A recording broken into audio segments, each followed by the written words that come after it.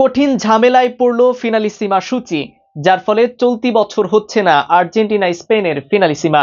Finalissima ছিল আর্জেন্টিনার জন্য অন্যতম প্রতীক্ষিত চ্যালেঞ্জ, যেখানে তারা ইউরোপের সেরা দলের বিরুদ্ধে লড়াই করত। তবে ব্যস্ত আন্তর্জাতিক সূচির কারণে ম্যাচটি পিছিয়ে যাবার সম্ভাবনা তৈরি হয়েছে। কি এমন কারণ রয়েছে যার কারণে পেছানো হলো ফিনালিসিমার সূচি? বিস্তারিত থাকছে শাহরিয়ার আহমেদের লেখা প্রতিবেদনে। লিওনেল মেসি ও আর্জেন্টিনা জাতীয় দলের জন্য 2025 সাল শুধুমাত্র 2026 ফিফা বিশ্বকাপের বাছাই পর্বের জন্যই গুরুত্বপূর্ণ নয়, এর পাশাপাশি ফিনালিসিমা ছিল তাদের অন্যতম প্রতীক্ষিত চ্যালেঞ্জ, যেখানে তারা ইউরোপের সেরা দলের বিরুদ্ধে লড়াই করত। তবে ব্যস্ত আন্তর্জাতিক সূচির কারণে ম্যাচটি পিছিয়ে যাওয়ার সম্ভাবনা তৈরি হয়েছে। কেন পিছিয়ে যাচ্ছে ফিনালিসিমা? 2024 কোপা আমেরিকা জয়ের ফলে ফিনালিসিমায় খেলার যোগ্যতা অর্জন করে আর্জেন্টিনা।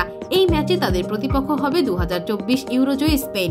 টুর্নামেন্টটি মূলত 2025 সালে অনুষ্ঠিত হওয়ার কথা ছিল, তবে ফিফার অত্যন্ত ব্যস্ত আন্তর্জাতিক ক্যালেন্ডারের কারণে ম্যাচটি নির্ধারিত সময়ে আয়োজন করা কঠিন হয়ে দাঁড়িয়েছে। স্প্যানিশ সংবাদ মাধ্যম লা নাসিওনের প্রতিবেদন অনুসারে বিশ্বকাপ বাছাই পর্ব, নেশনস লিগ এবং ক্লাব বিশ্বকাপের মতো গুরুত্বপূর্ণ টুর্নামেন্টের কারণে ফিনালিসিমার জন্য কোনো খালি সময় পাওয়া যাচ্ছে না। বিশেষ করে ক্লাব বিশ্বকাপে উভয় দলের অনেক গুরুত্বপূর্ণ খেলোয়াড় অংশ নেবেন, যা ম্যাচ আয়োজনের সম্ভাবনাকে আরও অনিশ্চিত করে তুলেছে। এই পরিস্থিতিতে ফিনালিসিমা 2026 সালের মার্চ পর্যন্ত স্থগিত হতে পারে।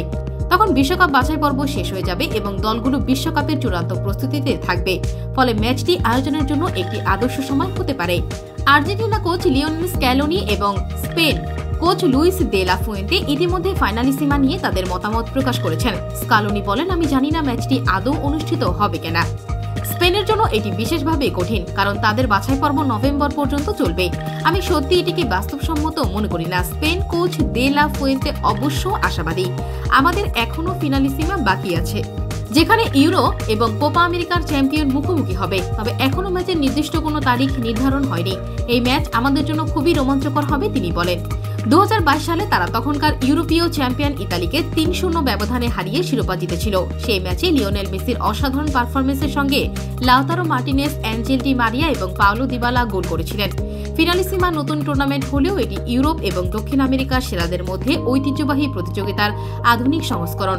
1985 সালে প্রথমবারের মতো আর্তেমিও ফ্রাঙ্কি কাপ নামে এই প্রতিযোগিতা অনুষ্ঠিত হয়, যেখানে ফ্রান্স উরুগুয়েকে হারিয়ে শিরোপা জেতে। 1993 সালে আর্জেন্টিনা ডেনমার্ককে পরাজিত করে এই ট্রফি জিতেছিল। পরবর্তীতে এই টুর্নামেন্ট কনফেডারেশনস কাপে রূপান্তরিত হয়, যা 2017 সাল পর্যন্ত অনুষ্ঠিত হয়েছিল। তবে ফিফা ক্লাব বিশ্বকাপের সম্প্রসারণের কারণে এটি বন্ধ হয়ে যায় এবং 2022 সালে ফিনালিসিমার মাধ্যমে পুরনো ঐতিহ্য ফিরিয়ে আনা হয়। যদিও 2025 সালে ফিনালিসিমার সম্ভাবনা ক্ষীণ, তবে ম্যাচটি 2026 সালে অনুষ্ঠিত হওয়ার সম্ভাবনা উজ্জ্বল। আর্জেন্টিনা এবং স্পেন উভয় দলই এই মর্যাদাপূর্ণ ম্যাচ খেলার জন্য মুখিয়ে আছে।